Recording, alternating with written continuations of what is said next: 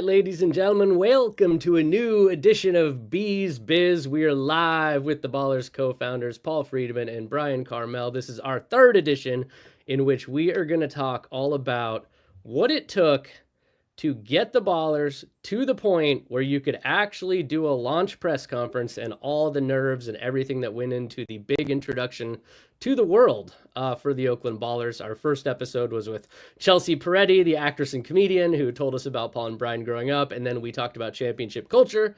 This one is about launch day, and I think that what I'm going to do here is instead of teeing you up, I'm going to tee up a video, and then I will get your reactions. We'll start with Bryan, so here we go.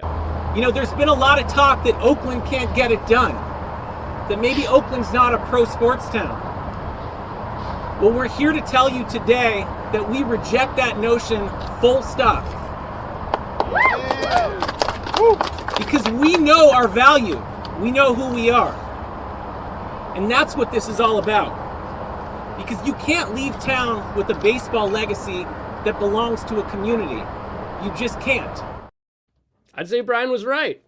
How interesting is it to go back, though, and look at that day and just think about how far you've come? And I want to dive into some of the promises and the things that were said in that press conference and whether or not we've delivered. But Bryan, what was that moment like for you? Well, I mean, it's hard for me to focus on the content because I was just singularly focused on how much I was looking down at my speech, which was excruciating. Like, why couldn't I memorize that? That was 3 sentences that we had a lot going on, Bryan. We had a lot going on. You guys are so much so better nervous. We've gotten better. I think we've gotten better at like press conference speak. So I'll start there.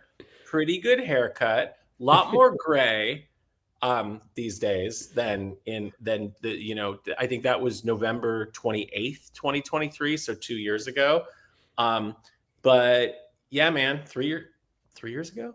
No, dude. 23. Yeah, 23, isn't it?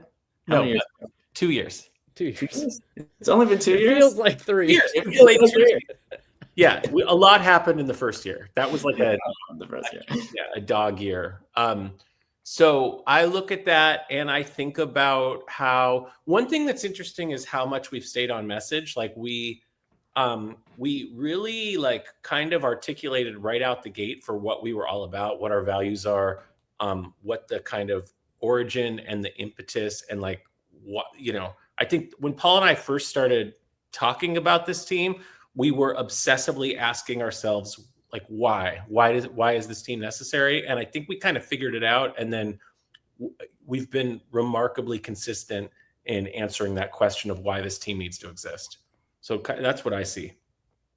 Yeah, I think it was clear that we all needed this. Based on everything that this fan base, this city, this community had gone through.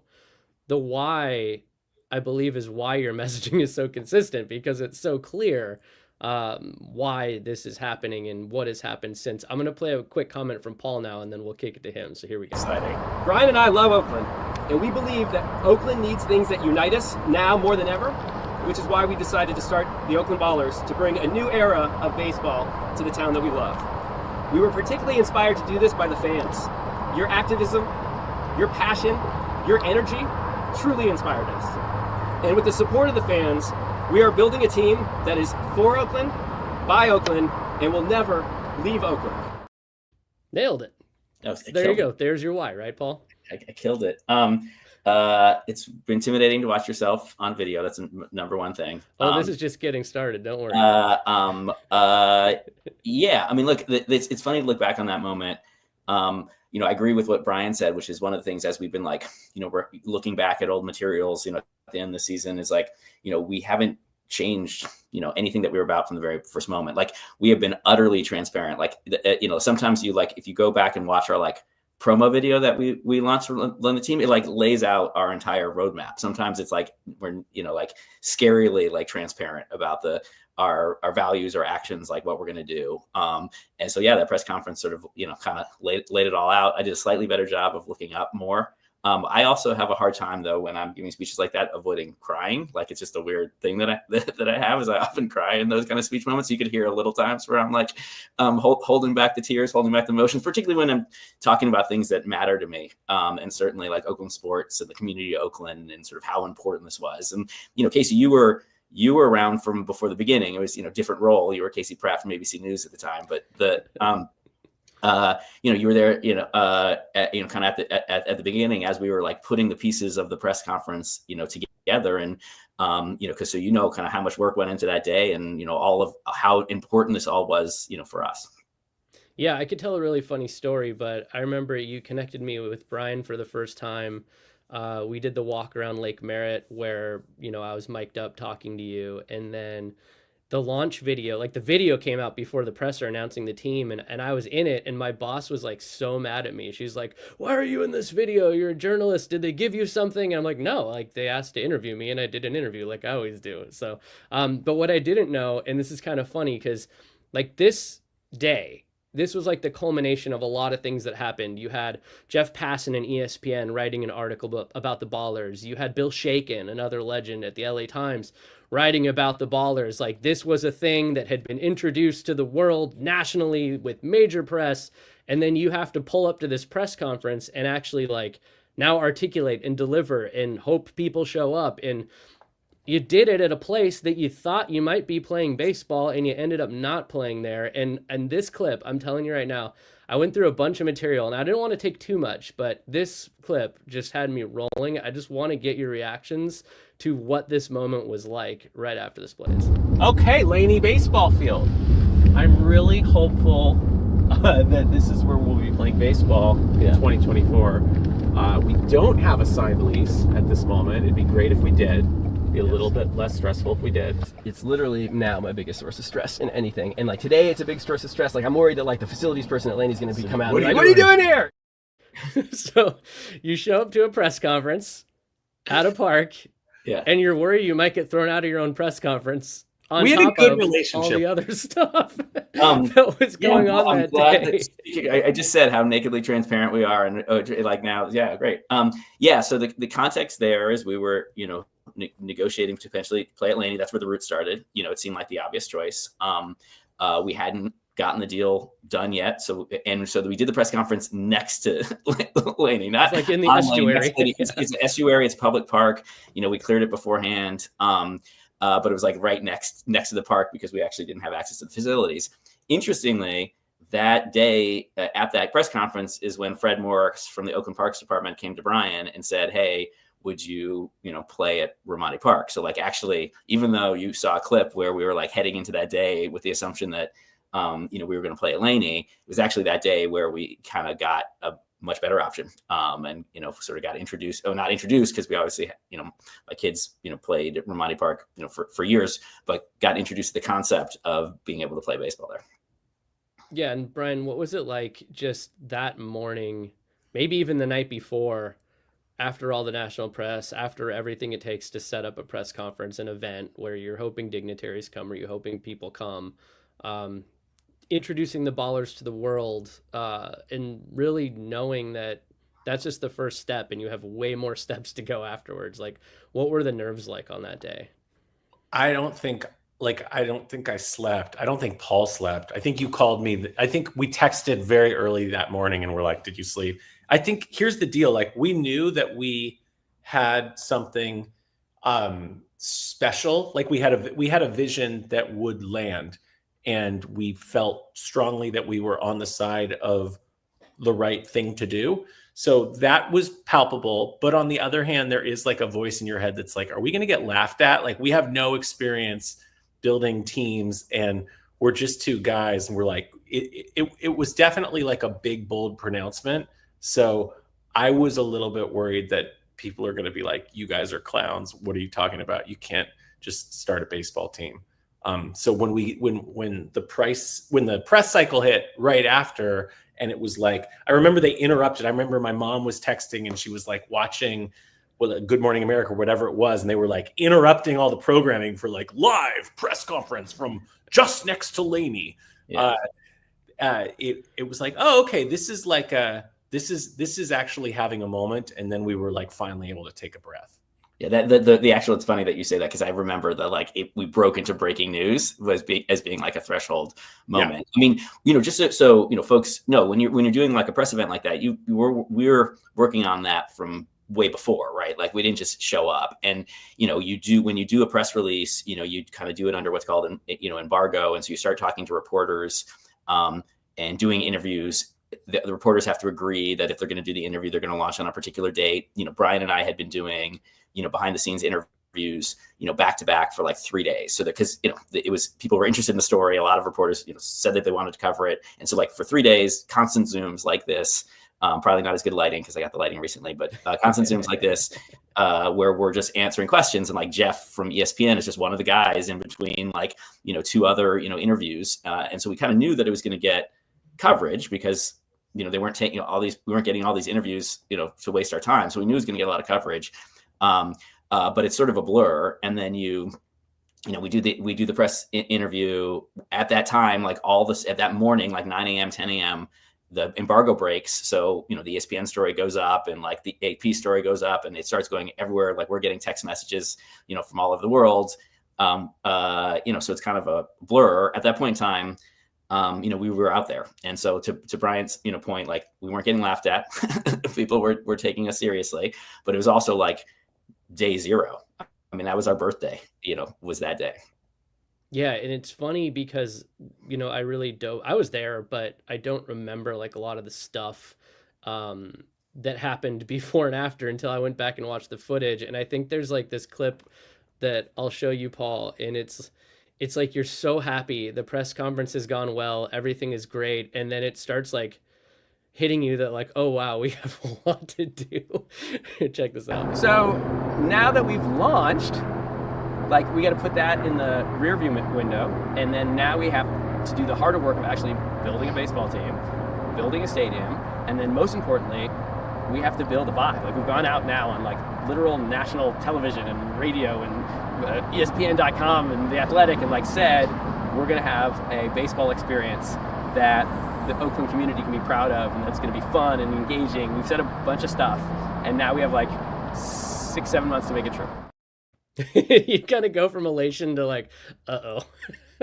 So what's the pressure like now to deliver? You go from nerves, elation, good introduction to the world, like good buy-in from the politicians and the media and the fans. And frankly, I think Hal, the hot dog guy, like was the guy that really broke the ice at that presser, where he was the first guy to like cheer, and then everyone else kind of was like, oh yeah, we can cheer. And I feel like it kind of like let everybody calm down a little bit. But what was the pressure like now as you look ahead and you're like, okay, 6-7 months and this is going to happen? Yeah. I mean, we made a lot of promises. Those promises resonated. Those promises got national news coverage, and then we were accountable to delivering on those promises. Right. And it's like we've said that like our job is to create a canvas, and the Oakland sports fans are going to paint on that canvas. We've said that, a lot from the beginning, but we had to build the canvas. Yeah. And at that very moment in time, all we did is said very publicly, like a bunch of big things. And we wrote a check that then we had to, to deliver on. So yeah, I think you did catch the very moment where elation turned into like, oh my God, we got a lot of work to do. Yeah. And I think there's a similar comment from Brian where, you talk about the best fan experience in the world, and then Brian's on the other side of the camera and goes, wait, like I have to do that, huh? Right, Brian? Like you're like, yeah, cool. Now I'm responsible for making all of this actually work. Yeah, we definitely like laid a really strong foundation, and that made it all the more scary, I think, because because also like that's happened before. Like I don't know who watching or listening has seen the Fyre Fest, film, but like people definitely do make big bold pronouncements and then fall flat on their face like that. It wasn't a foregone conclusion that the Ballers were gonna become a team even at that point, frankly. And like and that was very palpable. Like we were talking to our baseball ops people. I remember we had a meeting the next day with Don Wakamatsu and Tyler Peterson and those guys. And they're like, you guys, how are we going to get players? Like they don't even they don't know what this thing is. They don't understand where you're going to play. And so we still had a lot of work to do, even just to convince everybody that this was real. Right. I mean, we literally didn't have a agreement with anybody to play anywhere. Like we were negotiating with Laney, but the deal wasn't done yet. We didn't have a place to play baseball. So events announced on November 28th that we were going to be a baseball team. Opening day was May 20th. We, at that point in time, had nothing. Like we had Don, thank God. Other than that, we had nothing. I don't think we had a single player signed. For folks who, we didn't have a place to play. So what we had was big promises and a lot of work to do. Yeah, and I was actually going back trying to find some like very specific promises you made to see if we actually ended up delivering on them. And there were only really two, but I think there's one piece of this that may be the most interesting clip of all of them, and I'm going to play it for you right now, but it's about James Harris, who ended up becoming an integral part of this organization, and he was there that day with the Backyard Boys. And I just think that this clip, when I saw it, like, it really touched me. I actually texted it to James last night, and he was blown away. I think my best memory was, I think it's just like when I got to connect with James Harris. I love that guy. Every time I talk to that guy, I just feel like he's like got a bigger place in what we're doing than we've even imagined. I don't know what that's going to be or look like, but I don't know. There's something like really calming about him. Fast forward 2 years, he's chugging Hennessy out of the Pioneer League Championship trophy. It was like so cool to see, like, you like almost manifest that in real time. But just, I guess let's talk a little bit about James, because, you know, he's obviously somebody from this community, from Oakland, embodies everything the Ballers are about. And, you know, for him to show up that day, and for that, the question you were asked there was like, what was your favorite like memory of this press conference launch? And it was James. And I think that's really speaks to the kind of guy he is. Well, we were very clear, like from the beginning, like this isn't about us. Like this can't be about us. That's not interesting. That's not compelling. And who are we? So we immediately like went about and, who are the people that like meaningfully need to be part of participating in building what is essentially a coalition? Because we thought of ourselves, honestly, like more like a movement than a team or a business. And like Casey, you were on that list. Jorge Leon was on that list. Bleacher Dave. I could go on and on. Freddie, at the Parks at Parks Department, and James was high on that list. And it's just like the more we talked to him and got to know him, we didn't even really understand. He had this, he had just ended his career as a professional baseball player. Number one draft pick out of Oakland Tech by Tampa Bay Devil Rays in I think 2011. Had a really, really, really strong minor league career. Unfortunately, some injuries and conditions sort of halted where he could have gone as a baseball player. But like that guy, his heart is Oakland. He bleeds for Oakland, and he's all about youth baseball. And him and BJ Boy had developed this program called the Backyard Boys that we were looking at, and it was incredible. They were putting on youth clinics for local youth, and we just knew, and that was always going to be like a pillar component of what we were doing.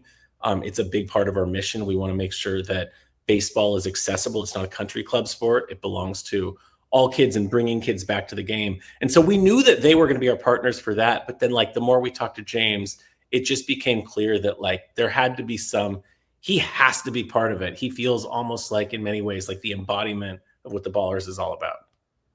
Yeah, how about you, Paul? Yeah. I mean, that's pretty cool. It was pretty cool to see. I obviously I don't know if I've even seen to see that, but to remember it. But I mean, we both really like James from the beginning. He is Oakland baseball, and he has the good and the bad stories of what it's like growing up in Oakland playing baseball, and number one draft pick and having scouts pursue him and all the highs of that. But also, he like when he talks about how when he was in Bay Area, Babe Ruth, the opening day parade was 2,000 kids. Now it's 200. Like he's seen the kind of arc of where Oakland baseball is. And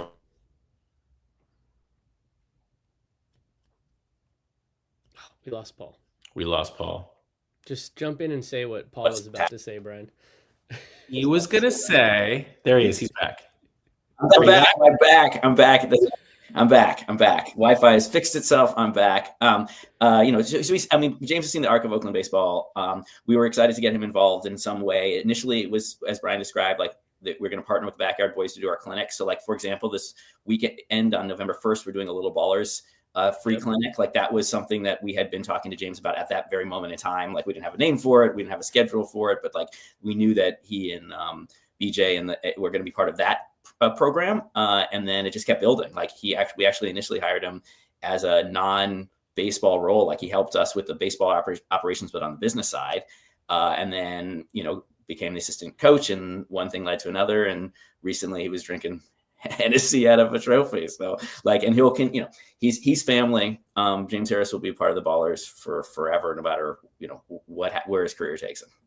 Yeah, and Bryan alluded to this, the secret meetings. And I think the key component of this team, and it's always been this way, is the building in public. And before all of this happened, you sat down with people like James Harris and the Backyard Boys and brought in a bunch of little leagues and brought in all the fan groups and all the people. I was at the pre-secret meeting where I first met you at ABC. It's like you guys did a lot of this work building in public, and setting the groundwork for what was to come with the Ballers. But, like, what were those secret meetings like? And I know we're calling them secret meetings because it sounds cool, but like they were open to a lot of, they were secrets. Public. They were top secret. We couldn't like announce the Ballers yet, so they had to be a secret. They had to be secret. Even though that's, as you look at it, that's like completely counter to our we build transparently and we build in public. But that happened after November 28th. Everything before November 28th, we were kind of nervous about how we would be received by other members of the professional baseball community. So that was a little bit why our project was kept secret. It's also a press strategy. Like, this is when you're trying to launch a press event, you want all the press to hit at the same time. You want to create what the PR folks call a big bang. So part of it was like, we were willing to talk to people. It had to be off the record. We were going to announce at this big day. But the point of the secret meetings was to bring all of the as many as we can connect with, all of like the leaders of the baseball community of Oakland, like, journalists like you who had been really part of covering the story. Dan Moore was at the secret meeting. He actually wrote for Oakland side, like a pretty detailed. Dan always writes in a lot of words. He always writes in a lot of words, and he always describes us as certain types of dogs. But he wrote a really detailed account of the secret meeting and the launch of the team. He was actually like invited there. Heads of the local little league, people like James Harris, who are like part of the baseball community. We tried to reach out to as many folks who are like real Oakland baseball to be part of it. And, I think as nervous as we were for the press conference, we were probably more nervous for the secret meeting. I definitely cried more in my speech there, because this is who we were doing it for, right? Like, if the press launch went poorly, like maybe some people would like laugh at us, or it would be harder to get the word of mouth out. But if the secret meeting went poorly, there was no point in doing it, right? Like, the people that we were like the pillars of Oakland baseball, the people who were like keeping the light on for baseball in the town, weren't into it. Like, we were going to have to like pack it up and like, give up. And so like when we started, there's people who didn't know us. There are people who might've been skeptical. By the end, everybody was in it. Like it was like those meetings like really went well. And that made us believe that we were onto something, motivated us more. And then obviously, as we're what happened after the press event is a lot of people who were there at the secret meeting were there, with drums and with flags, and like they were already part of it. They were already part of the team. Yeah, I feel like this was something that we all knew we wanted and needed. And when you presented it, it was like, wow, that's really cool. Let's do this. Like, let's make sure this happens. And, you talk about buy-in from people at secret meetings, and I didn't think it would be fair just to play clips of you guys, naive versions of yourselves at this press conference. So I'm going to play one of me, but that's actually exactly what I'm talking about in this clip, which is pretty funny. I think it's already being received really well. So it's being received very positively. I haven't really seen any negative comments. Everyone's fired up. And it's interesting because we're talking Pioneer League baseball here, right? Like, no one here's really followed Pioneer League baseball before, and we don't even know what it's all about. But the fact that there's investment in the town, when you invest in the people invest back, and I think that's the main thing. Exactly. Like, we've all everybody gotten a lot is of ready gray. to invest back. Yeah, I have have a lot of gray now too. Like a lot of gray in the beard. I haven't gotten as many, but I've definitely aged a lot in the 2 years in other ways. But sorry, what was your question? No, it's just funny. Yeah, looking back 2 years, how different everything was and how far it's come and how quickly. And I think that, seeing the initial buy-in from the people, like I remember talking to you and saying like, okay, well, like I'll connect you with Jorge and Hal and Last Dive Bar and all these people. And you were initially like afraid to talk to Jorge. And I was like, nah, dude, he'll be cool. Like, and it was just like, because you had to get this like buy-in from the people. Otherwise, like you said, you couldn't even do this thing in the first place. And yeah, I mean, the Jorge one is something I remember. And like, before I called Jorge Leon, I called Brian to like pump me up. Like I was actually like nervous about it. Now it sounds like silly because, we're friends and he's been so part of it. And he's like amazing, such a nice, approachable, like friendly guy. But, at the time, my experience of Jorge Leon, our experience of Jorge Leon was he was the guy who did the reverse boycott. Like I only saw him from like the YouTube videos. Like, the reverse boycott was such a milestone for us. We were already, thinking about doing this. Like the idea for the Ballers came the day that, we woke up to, that the A's had made a binding agreement to go to Las Vegas. Like that's when I texted, Brian, saying I had a crazy idea. So and that was like a month, I think, before the reverse boycott. But like the activism of the reverse boycott, the energy of the reverse boycott was like, once that happened, it was like, we got to do this thing. There's a need for this. And so the Jorge was like, in my mind, like this big important figure. And I knew that he had to be on our side. He had to like this. And so I, called him up and pitched it. And like instantly he was like, this is so Oakland. I'm in for this. He actually and so he was, and then he started helping us. And Brian said it, it's like from the beginning, this has felt like more like a movement than a baseball team. And it's like with every person that adds to the movement, we add more power and, get stronger. Yeah, what did you remember about that, Brian? Paul getting a pump up from you to talk to Jorge. Well, I feel like now we're part of the baseball community in Oakland. We just are. Like we rode a large wrought iron snail that breathed fire. We got a key to the city. We're part of Oakland baseball, but we really weren't at the time. We were fans, so we were part in that way, but we weren't like a known entity. So these people were all wildly intimidating. Hal the hot dog guy was wildly intimidating. Like, what's Hal going to say? What if Hal the hot dog guy? Imagine being intimidated by somebody named Hal the hot dog guy. But we were. So you can't say that you're a team that is inspired by fans if you don't have the buy-in of all of the meaningful fans and the folks that represent larger cohorts of Oakland baseball fans. So it was like mission critical. Like the whole thing would have died if they were like, you guys aren't for real. And I have to say, like, we didn't always get buy-in the moment we walked in the door. We always got it by the end of our meetings and by the end of our pitches. But there was like a lot of like, who are you guys? And there was a little bit of side eye, like the beginning of the secret meeting when we met with Mr. Fab, certainly Hal. In the beginning, people are like, what are you guys doing? Why? Because remember, this is also a moment where the relationship between the Oakland sports community and people that, own or are the leaders of Oakland sports teams was a little bit tenuous. So the Oakland fans had been burned, multiple times, and we're in the process of getting burned in an extreme exponential way. So it went in with that energy. So we had a lot to do to be like, no, this is different, right? But a lot of people go in and say, we're different, but so ultimately it had to come down to our actions and like, were we going to follow through on the things that we said? Yeah, I think that everybody had a right to be defensive based on what had just transpired and the distrust that had been built between team ownership and fans. We'll just call it that. But I think that what happened was like you guys went into the mayor's office and they're like, sounds cool, but prove it. Like, here's some things you need to do. Yeah. And I think that was kind of how a lot of people looked at it. Like, okay, this sounds great. Now show me that you can actually pull it off, right? Yeah, I mean, there's some people who leaned in right away. Like I did. I was you did. Like, 15 minutes in, you were all in. Congresswoman Latifah Simon was like that. Like, 15 minutes in, she the conversation, she was all in. And there's some people who were like, "This sounds great. Now go do it." And probably some people who still are in that category of the like, "This sounds great. Let's go do it and let's see how it works," kind of stuff. Were putting an army together, like we're putting a movement together. We'll be patient. So if you believe in us now, we hope we continue to be valued, to honor that belief in us and continue to build something that you can be part of and be proud of. If you kind of don't believe in it yet, like if you're not ready to be part of it yet, like all fine. Like we're here, we're going to be around.